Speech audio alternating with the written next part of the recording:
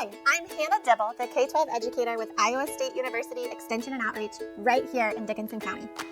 Hey everyone, I'm Bree Huffman, the EE coordinator at the Dickinson County Nature Center. Hello everyone, this is Brittany Snell, the naturalist for Dickinson County.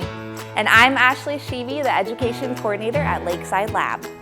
Iowa Lakeside Lab, Iowa State University Extension and Outreach, and the Dickinson County Conservation are excited to partner and bring you an all-girls overnight camp exploring science, technology, engineering, math, and the arts.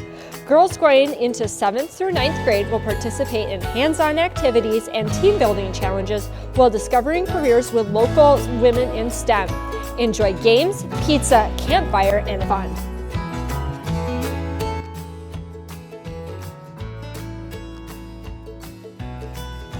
We hope to see you on Friday, August 12th for a stimulating good time. See you there.